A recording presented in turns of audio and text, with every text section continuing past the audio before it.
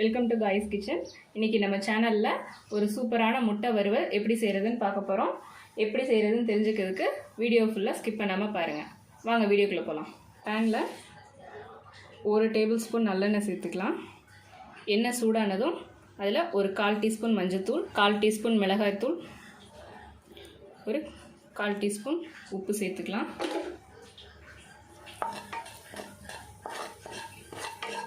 எல்லாத்தையுமே நல்ல எண்ணெயோட மிக்ஸ் பண்ணி விட்டுக்கலாம். இதில் வேக வச்ச முட்டையெல்லாம் சேர்த்துக்கலாம். ஸ்டவ்வை சிம்லேயே வச்சு பண்ணிக்கலாம்.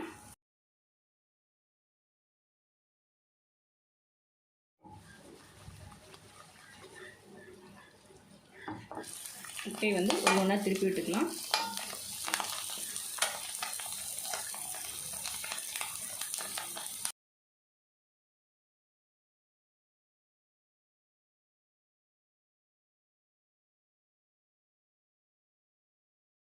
எல்லா முட்டை பீஸையும் நல்லா திருப்பி விட்டாச்சு. இது எப்படியே ஒரு 2 நிமிஷம் நல்லா வேகட்டும். இந்த மாதிரி நம்ம எண்ணெயில் பொரிச்சிட்டு சேர்த்துக்கிறதுனால முட்டை வந்து உடையாமல் கரையாமல் நல்லா வரும்.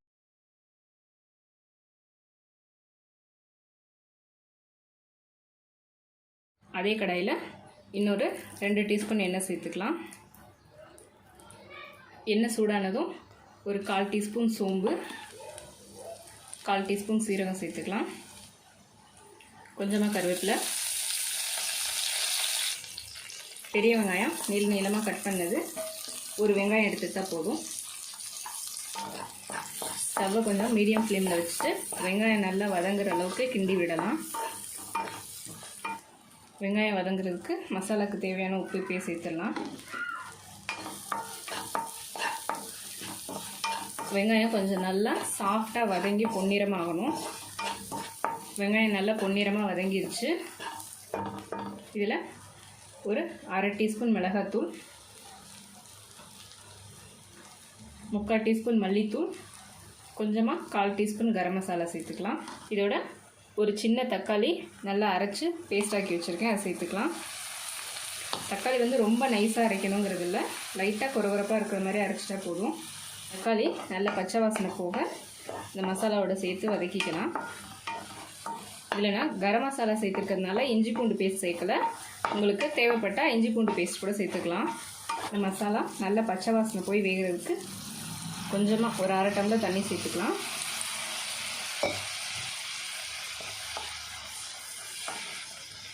மசாலா பச்சை வாசனை போக நல்லா வேகட்டும். ஒரு 3 நிமிஷம் நல்லா மூடி விட்டு வேக விட்டுடலாம். மசாலா மூடி வச்சு ஒரு 3 நிமிஷம் ஆயிடுச்சு. நல்லா பச்சை வாசனை போய் எண்ணெயெல்லாம் நல்லா பிரிஞ்சு வருது. இப்போ வேக வச்ச முட்டை பீஸ் எல்லாம் சேர்த்துக்கலாம்.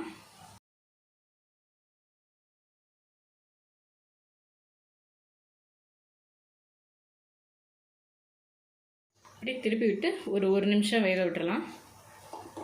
1 நிமிஷம் ஆனதும் இல்லை அந்த முட்டையெல்லாம் திருப்பி விட்டுக்கலாம். அப்படியே மசாலாவோட சேர்த்து திருப்பி விட்டோம்னா நல்லா அந்த மசாலா உள்ளே இறங்கும்.